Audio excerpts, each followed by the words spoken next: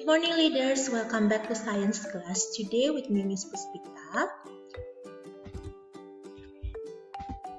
I would like to tell you about today's plans. Number 1, we are going to have a project in making a flap book about stereometer.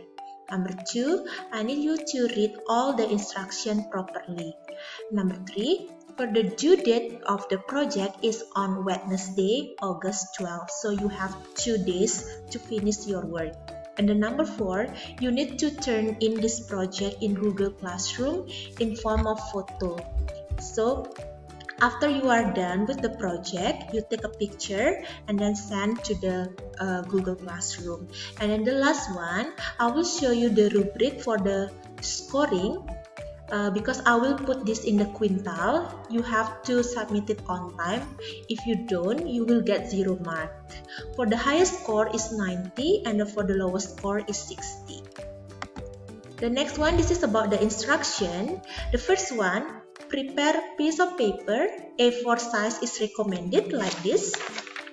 Like this.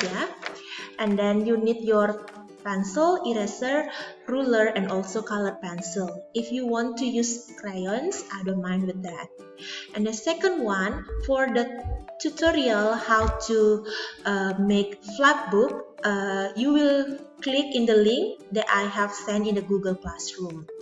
And then for the paper, you will have front page like this. This is still plain. I need you to make it colorful, and then don't forget to write your name and the class.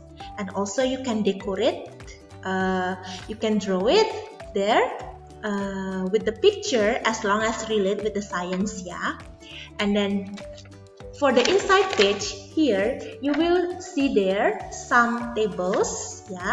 Then you will put some explanation there. I will explain further in the next slide. Next one. This is the front page. You will see here, this is still plain like this, and then after decorating, it will be more nicer here. You will write your name and then also your class, and then I put 2 scientists there, and then I color it. For the picture, draw as best as you can. The next one, this is the the inside page. You will see there, you will have 4 columns. And then you will write about stereometer, example, particles and explanation, and the last is properties. Stereometer, as we know, we have solid, liquid, and gas. So for the example, you draw here 1 example of solid, 1 example of liquid, and 1 example of gas. After that, you can color it. Then particles and explanation. You draw first the particles of solid and then put brief explanation there. The second one, particles of liquid, and then the explanation, and then particles of gas and the explanation. And the last one is properties. You have to mention 3 properties of each matter. 3 properties of solid, 3 properties of liquid, and 3 properties of gas. That's about the materials here. Remember, draw example of each matter, and then draw particles of each matter and put the explanation, and write the properties of each matter. It's supposed to be 3 properties there. This is the rubric. You will have 3 criteria there, and then you can see here the highest score is 90 and the lowest score is 60. I will explain the first criteria, that's about mentioning stereometer, including the example.